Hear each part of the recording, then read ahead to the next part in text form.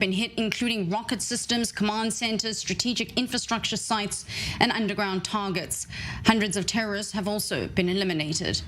The retaliatory strikes come as Hamas continues its rocket launches on Israeli cities, with the Israeli death toll from their combined onslaught at over 900 people. More than 2,700 people have been wounded, the Israeli Health Ministry updating that 129 of whom are in serious and critical condition. Hamas terrorists saying on Monday that every strike on the Strip without prior warning will be met with an Israeli hostage executed on film. Here's the IDF spokesperson providing an update on the intelligence and coordination efforts with Israel's staunchest supporters, namely the United States. The Chief of Staff spoke yesterday with the chairman of the Joint Chiefs of Staff, General Brown.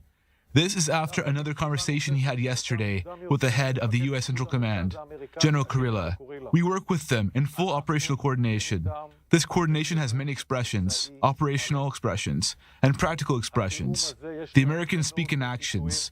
The American forces who have arrived in the Mediterranean are powerful forces with an aircraft carrier, with dozens of planes, with vessels, with thousands of missiles and weapons, and the coordination between us is very close. Joining me here in studio is Olivier Rafovitz, a senior security and military consultant and a fellow at the Jerusalem Institute of Strategy and Security, as well as Daniel Pomerantz, the CEO of Reality Check and a legal expert as well as political analyst. Gentlemen, thank you very much for being here with me this morning. Olivier, we are getting reports about an incident in the Upper Galilee, the IDF ordering residents to stay indoors. What more do we know? Good morning. First of all, today I'm also in my capacity of being the spokesman of the Israeli army. As you see, I'm with my uniform. We are facing possible infiltration in the north, and since yesterday it's more than tense, and we are getting for more information, but the northern border is still very, very tense, and we have a lot of forces all along the border, and as a matter of security of the people, like you just mentioned, but yeah, the population should be and stay safely in the safe room in the home for now. Daniel, I want to bring you into the conversation here because there's an issue, obviously, of course, on the southern border, and now possibly a multifaceted one on the northern border. But it's not just Israelis that are facing the wrath of a terrorist organization like Hamas. There's been numerous reports from foreign embassies of their citizens in Israel who either are full citizens or have dual nationalities that are involved. Yes, that's true. We all know about the attack that happened. What a lot of people don't know about is the literally hundreds of attempted attacks that have been thwarted by sea, land, and air. This really is an attempt at an entire genocide and end to the state of Israel. Now, that's not going to happen. The IDF is working effectively and is quite strong, but it is the attempt and it is the intention of Hamas to do that. In terms of the hostages, they include people from numerous countries around the world, including Americans, Europeans, people from Thailand and other places as well, who all happened to be in Israel at the time. What's notable, though, is that, I think Hamas came into this with memories of Gilad Shalit and Israel willing to do anything and everything to bring back hostages. Now, Israel is acting. Hamas is threatening to kill hostages unless Israel stops, and Israel is continuing to act. That, I think, is not something Hamas expected, but it is something that the Israeli public supports, and it's an entirely new way of doing business by the IDF. Gentlemen, stay with us. I want to just update the audience that there has been strikes at the moment in the south of Israel, including in Sderot and along the Gaza border. Our correspondent Nicole Tzedek was near the Israel-Gaza border. The Israeli military currently moving her and the team down there as it is still an active military zone, with strikes now being reported as well. She filed this report for us just a little short while before that, before she was being moved. Again, our correspondents in the south having to carefully follow through the IDF, and I'll discuss that in a minute with Olivier Rafovitz here in studio as to how the media is reporting on the front lines. Perhaps not as important as the army, but definitely right there. Take a look at her report. This is the scene here near the Gaza border of a desert party that was taking place into the early hours Saturday morning.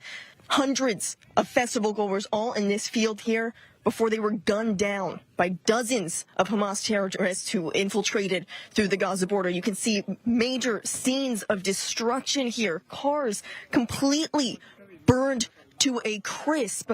Nothing left but them. Glass everywhere in the background. I see these festival tents. I see places where drinks were being distributed. All of these people out here celebrating before we see these horrific scenes of them running through these fields behind me here, trying to run away from the active gunfire. Now these fields completely burned to a crisp. There is trash. There are bullet holes. There is glass lining these fields now. More than 200 bodies have been found after this festival as people were out here celebrating together. We're hearing horrific scenes, all of the cars still lining parking lots for meters away from here. Israeli soldiers continue to patrol the scene because, as you can see throughout all of this destruction here near the Gaza border, there remains active terrorists in the area. So this is one of the deadliest massacre scenes that we have here at the Gaza border. Truly sickening, but you can see exactly what happened these early hours of the morning when people were coming together, still tense in the background. Cars completely burned to a crisp, nothing left of them. Truly a scene of destruction. And from what we're hearing from the festival goers that were out here, they say it happened all so quickly. All of them trying to flee through these fields, some of them taken hostage. We're still trying to find updates as to exactly how many people remain. As I said, 260 bodies, 260 people killed right here. And we're told that number could continue to rise as the situation is ever developing here near the Gaza border.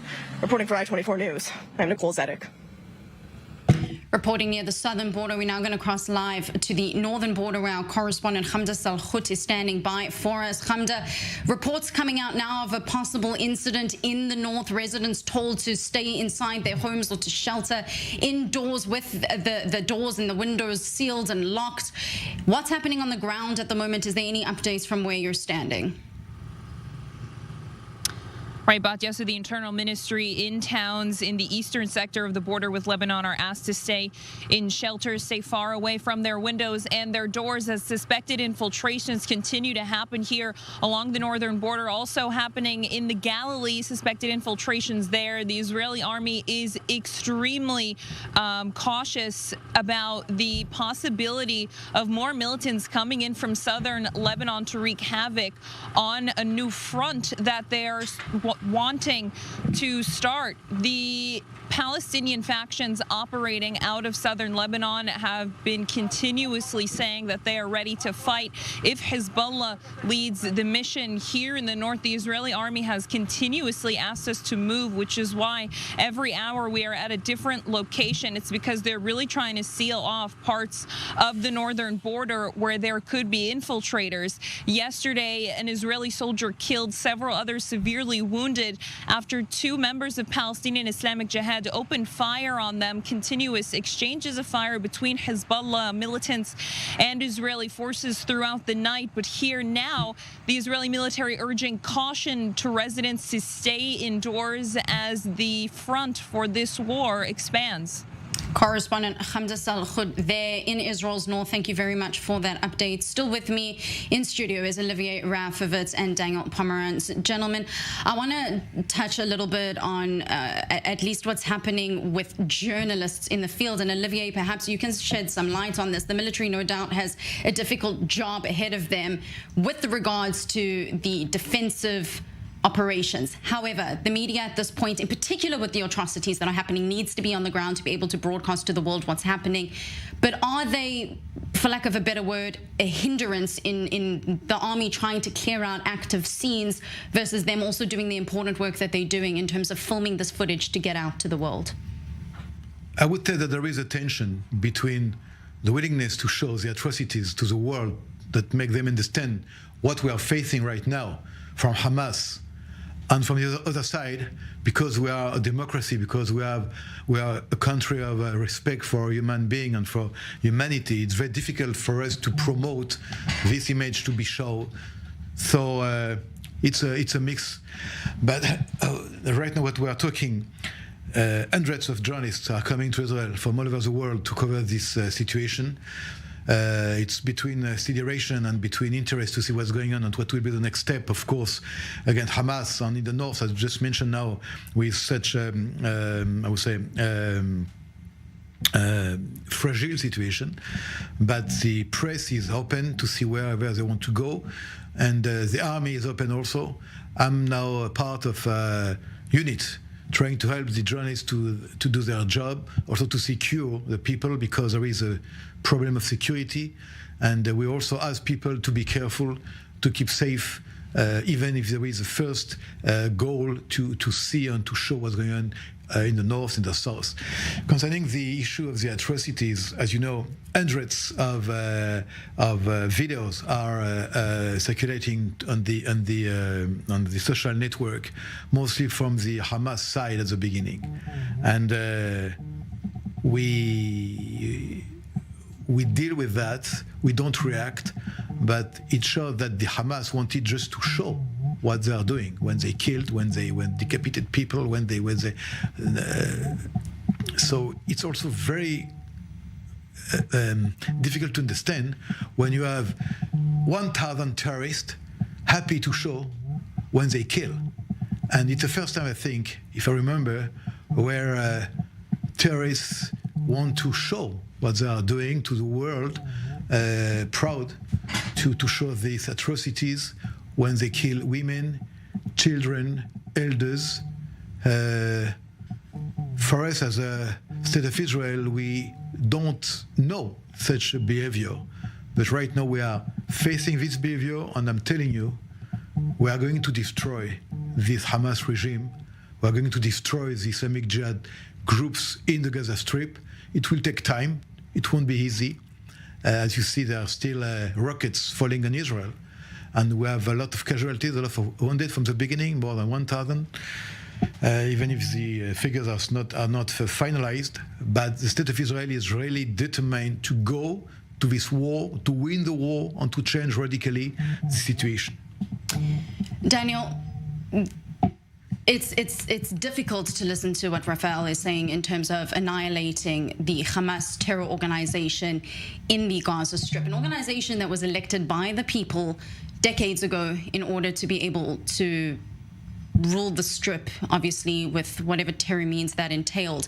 But my worry is that once Israel starts their retaliation, the international media that I have not seen in the years that I have been a journalist, in particular CNN, BBC, slowly starting to come to the table of being a little bit more kind, if you will, to Israel, that is going to flip on its head with words of what Raphael is saying. And again, I'll point out, Raphael was not speaking about the citizens of Gaza that are undoubtedly going to be used as human shields. They have nowhere to hide, and Hamas doesn't want them to hide because they need them there for collateral damage. But what do you suspect is going to happen with the media? Do we as Jews, as Israelis, as human beings have a right to turn around and say we need to annihilate Hamas? And is that going to fire back at us? We're also currently looking at live visuals in Gaza. We can see airstrikes happening in the center of the Strip there. What are your thoughts here? Well, we already have some hints of what are happening. I've seen reports in the Associated Press and in Reuters using statements like over 1,000 people have been killed on both sides. That's like saying that on 9/11, over 3,000 people were killed on both sides, including the hijackers. I've seen interviews with Hamas representatives saying, of course we don't kill civilians, that's against our values, and those statements went entirely unchallenged. I've seen op-eds that have been accusing Israel of creating the conditions that caused this, as if Israelis somehow deserved it, and those have also gone unchallenged. So that already gives us a clue as to what may be coming in the international press. But that said, I don't think Israel should be shy about expressing its intentions. Both Hamas, the Arab world, and the international governments of the world need to know what Israel is prepared to do. And ultimately, Israel's goal needs to be just creating the appropriate messaging around why destroying the Hamas organization is necessary. And part of that messaging, I want to make a point here. You mentioned that Hamas was elected, and they were, and the Palestinian people do have some responsibility to that. But they were elected to be one power in a government with other parties. They then murdered the opposition parties in Gaza and then didn't hold elections for almost 20 years. The reason I point this out is not to reduce responsibility from anyone who may have voted for them, but to point out that Hamas does not have the legitimacy of a true government that actually represents anyone other than themselves and their genocidal ideology. Gentlemen, stay with me. I want to continue this conversation, but I do want an update from our senior defense correspondent, Jonathan Regev, who is in Shefayim in central Israel. Jonathan, reports are coming out now ahead of a coalition meeting, the justice minister calling for a unity government, Gideon Sa'ar, an opposition member of parliament, also calling for what is undoubtedly a unified war cabinet. What are we expecting to see unfold from the political point of view, being day 4 into this war? I think, I don't know if we can, but at least we should expect from our politicians to form a government altogether. We heard from Benny Gantz yesterday saying that they're ready to go into a coalition, a war coalition, war government, as long as he and his party are given a real leverage in decision making. And let's remember, in Benny Gantz's party, there are 2 former chiefs of staff. It's Benny Gantz himself and Gadi Eisenkot, both 2 former chiefs of staff. So whether it will really happen or not, we'll have to wait and see. The notion is that it will happen, especially now that we're hearing calling from Likud itself. You mentioned Yariv Levin. Probably one of the first voices that we hear from within the government, other than the defense minister and the prime minister, who's actually speaking, because all of the rest of them are completely quiet. And I think that we can perhaps expect some kind of a wartime government. Having said all that, if we've learned anything from the past year, is that in the Israeli political spectrum, we cannot really be sure of anything. And Jonathan, staying on the topic of unity, the health ministry is calling on doctors to possibly help with burials and burial certificates. The Ichilov hospital in the center of the country is calling for those who can donate type O blood to come down to the clinic to be able to do that. I believe you're in the center at the moment at a hotel that is housing residents from the south. Talk to us a little bit about the coming together of Israelis, particularly in the center of the country, to assist their brothers and sisters in the south. You mentioned blood donating blood, yeah, and on Sunday I was in a center of donations of blood at the Sheba Hospital. People were waiting in lines for up to 3 hours to donate blood. It got to such a point that at a certain point, all the people who do not have the O blood type were told to leave simply because there was too much of it. And even those people with O blood type eventually were told to leave because there's too much of that as well. So that's quite encouraging. It's the same story as far as I heard at the blood. It was the same story at the blood donation center in Jerusalem. The private sector, both institutions and private people, have come together in every sense, donating everything possible, from blood to blankets to clothes to anything, to food, to anything you mention. Private institutions, private people are donating practically everything. The governmental institutions are now beginning also to pick up the pace, but just like anything, it took governmental institutions a lot of time to start and act. Private people, private institutions were much quicker.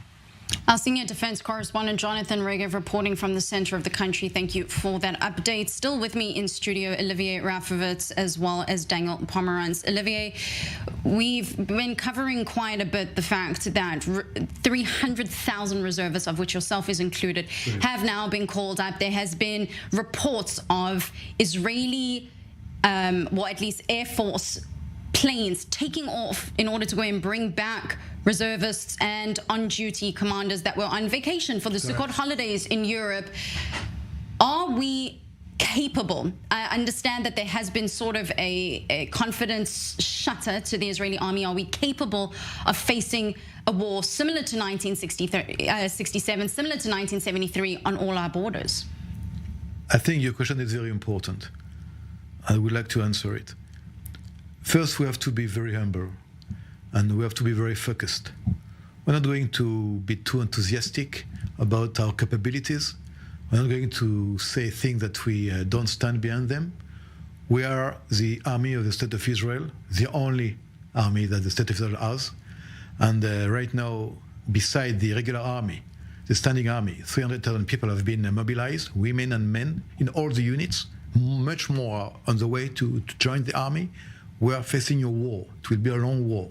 It will be a war that we have never faced before. We are going to destroy, I'm just saying that just was mentioned by the Prime Minister and Minister of Defense, we're going to destroy Hamas, not just to attack Hamas, to destroy Hamas regime and people from Hamas in the Gaza Strip, and wherever we are going to face them. We have also the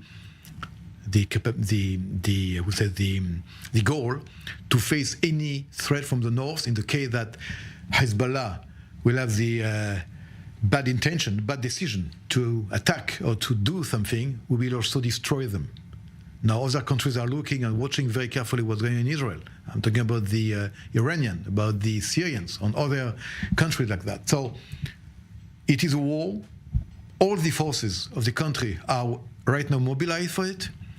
The Jewish people abroad is also joining the force, meaning that if they want to support, to help, they will help and they will support. I would say that it's also a timing of togetherness with one and only one goal: to protect and defend the Jewish state and to win the war. The price will be high. We have already paid a very high price. Almost around 1,000 people have been killed. Many youngsters, women, kids, elders. Thousands have been wounded, among them in a very critical condition. The heart of the people in Israel now are in bad situation, bad. The moral and the motivation moves all of us to do what we have to do. So to your question, yes, we are going to do what we have to do, and we are going to win. It's not a Six-Day War. It's not a Kippur War. It's another war. It's another challenge for the State of Israel. But as you know, when we are together and when the army is mobilized like it is today, like I am, like my brothers, my sons, like all of us, there is nothing that can just stop the State of Israel. And I just came now from Tel Aviv, the center. I met people. People just saw me. I don't know them. And they wanted to talk to me. They wanted just to give me like a hug. And they told me, please convey to the soldiers, to the youngsters in the army on the field, good luck. And I'm not now just talking about just words. I'm talking about the reality of the State of Israel. When we're in war, so we understand that there is no choice to win the war. And the enemies understand that when the State of Israel is in war, nothing can really prevent us to win. And again, it will be a long war. It will be a war with tears. It will be a war with a complex situation, like we are just facing in the last days. But we have the capability and we have the willingness, and we will win the war. There is no other choice for us. And Daniel, one of the complex issues that media organizations, the IDF spokesperson's unit is facing at the moment is to get these videos out, the atrocities. There's always a distinction at the moment between Palestinians versus the terror organization of Hamas. They are not one and the same. There's also been critics coming out and saying that we cannot put Jews and Israelis in the same bracket either. Yet Jews in the diaspora are currently facing targets, people that think that they can come out and make use of this situation and support the Palestinian cause, as they're calling it, and attack Jews. Does this put to rest the claim that anti-Semitism and anti-Zionism are not one and the same? Evidently, they must be. Well, I think the claim should have been put to rest a long time ago. Zionism is the idea that Jewish people have the same rights as everybody else to self-determination, which means anti-Zionism is the idea that Jews do not have the same rights as everybody else. Now, how you can say that Jews don't have the same rights as other humans and say that that isn't anti-Semitism is simply incomprehensible. But there are Arabs in Israel. You know, Israel, these attacks in Israel were motivated by the fact that Israel is a Jewish state. That's why the attacks happened. At the same time, there are Arabs in Israel who are donating blood, donating money, serving in the IDF. There are also Arabs who are supporting Hamas. There's a range of people. Israel was attacked because it's a Jewish country, but Israel's defense is going to be a defense of all of the people of Israel. That said, Jews abroad are facing incredible challenges. There are protests in Times Square where people are waving Palestinian flags alongside swastikas, and the anti-Semitic, Nazi-based ideology is very much a part of the current conversation. And definitely something we're going to speak about and find. Olivier Rafovich, Daniel Pomerantz, thank you very much for being with us on this breaking news edition of the I-24 News Desk.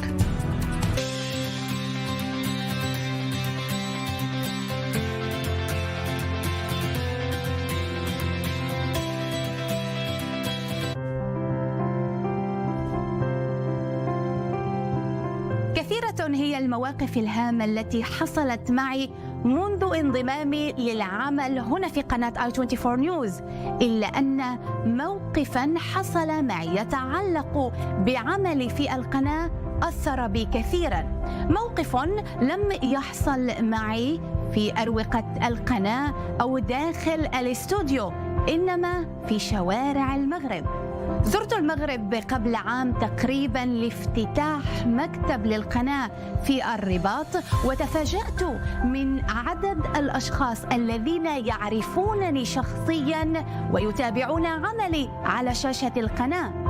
عندما كنت أتجول خلال رحلتي في العاصمة الرباط والدار البيضاء ومدينة فاس ومراكش، الكثير من الأشخاص توجهوا لي وتحدثوا معي عن قناة I-24 نيوز. هناك من قال لي إنه يتابعني دائما على شاشة القناة، وبعضهم عبر لي عن اهتمامهم لعملنا في القناة ولما أقدمكم. كانت هذه لحظات جدا مؤثرة بالنسبة لي وبمثابة تحقيق حلم، خاصة وأنني لمست تقدير وحب الناس لعملي في قناة I-24 نيوز.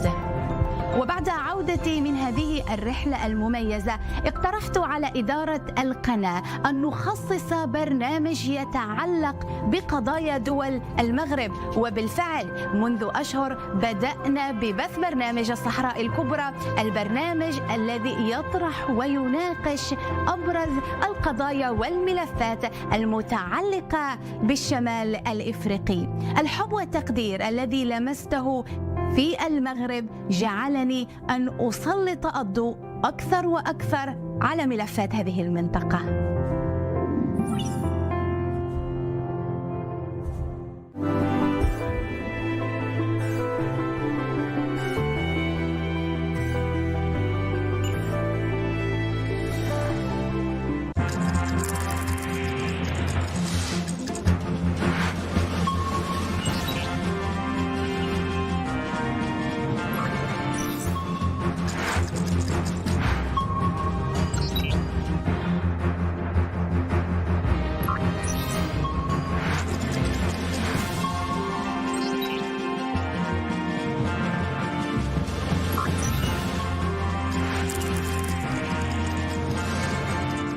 Sometimes it's tough to get past all the noise and get to the heart of the story.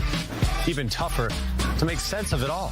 I'm David Matlin, and each weekday I'll take on the most important topics, breaking down the issues so you can decide for yourself.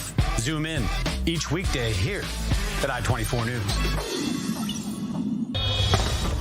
Israel is officially in a state of war. This is a very active scene, and we need to get in the car as we're talking. More than 100 soldiers and civilians have been kidnapped. Help us, we don't know what to do. We just don't know anything. Entire families, including babies and children and elderly, were butchered in their beds. Awaken the giant, and we are ready and we are strong. Everyone is showing up. This is the unity.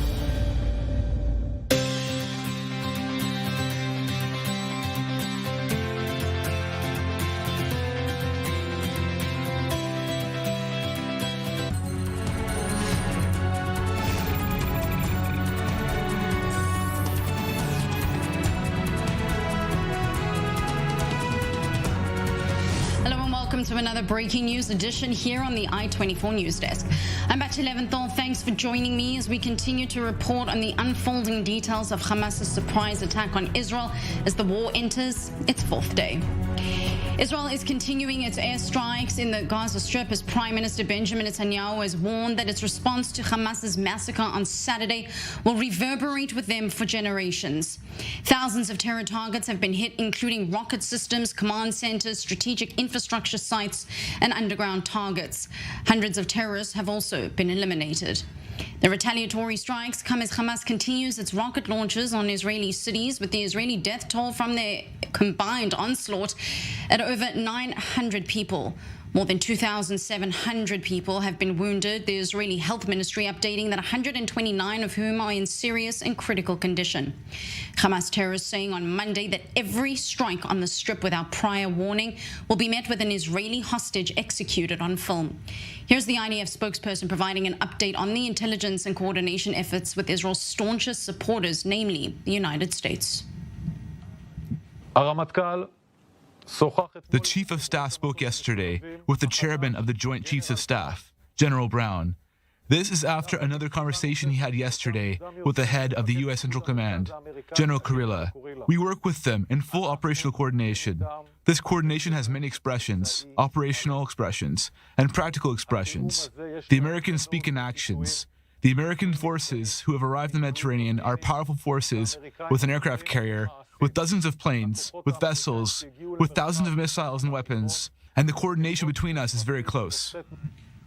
Joining me here in studio is Olivier Rafovitz, a senior security and military consultant and a fellow at the Jerusalem Institute of Strategy and Security, as well as Daniel Pomerantz, the CEO of Reality Check and a legal expert as well as political analyst. Gentlemen, thank you very much for being here with me this morning. Olivier, we are getting reports about an incident in the Upper Galilee, the IDF ordering residents to stay indoors. What more do we know? Good morning. First of all, today I'm also in my capacity of being the spokesman of the Israeli army. As you see, I'm with my uniform. We are facing possible infiltration in the north, and since yesterday it's more than tense, and we are getting for more information, but the northern border is still very, very tense, and we have a lot of forces